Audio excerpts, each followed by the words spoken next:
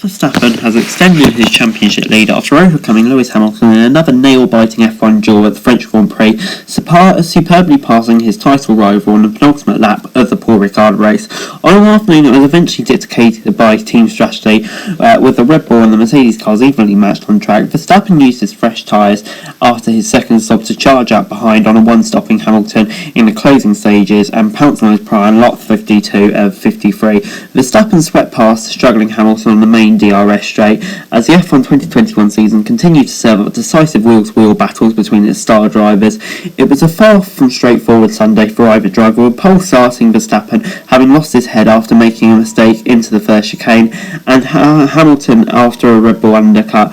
But the end result is that Verstappen now has a 12-point lead over the 7-time world champion, and Red Bull have won 3 races in a row for the first time since 2013. We had to work for it, but it was very rewarding, said Verstappen, who passed Bottas on his way to catching Hamilton.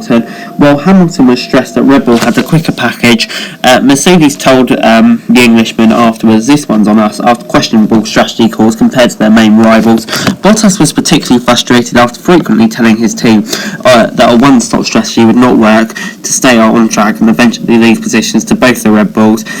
With both drivers on the podium, it was therefore a near-perfect day for Red Bull. In the top 4, McLaren had the best race pace in the midfield, and Lando Norris continued his superb season in 5th ahead of Daniel Ricciardo, who enjoyed a much improved weekend. Pierre Gasly was 7th with multiple world champions Fernando Alonso and Sebastian Vettel expertly managing their tyre strategies behind. After starting 19th, Lance Stroll completed the top 10 on another strong Sunday for Aston Martin, who with Ferrari slipping out of the points contention surprisingly. Carlos Sainz was 11th and Charles Leclerc finished a lowly 16th for Ferrari.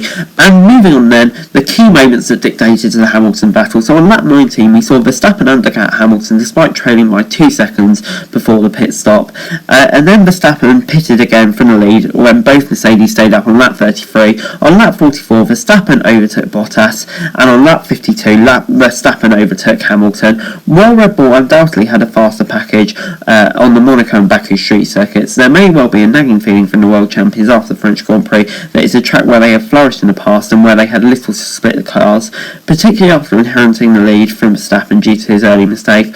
But despite Hamilton pulling out a 2-second lead, Red Bull got back ahead of Mercedes through a very powerful undercut from Verstappen. Rothberger's strategy decision wasn't far away, with Verstappen, Hamilton and Bottas all pushing hard on their tyres. All 3 drivers seemed keen to come in again for a second stop, but Red Bull pulled the trigger with the first race lead of Verstappen, while Mercedes opted to keep both drivers out. Bottas certainly struggled more than his teammates on his tyres. "If I didn't stop, I would have been on the podium and fighting for the win," he said after the race, that's for sure. But Hamilton actually was matching Verstappen's times until the final few laps of the race. A brilliant effort in the circumstances.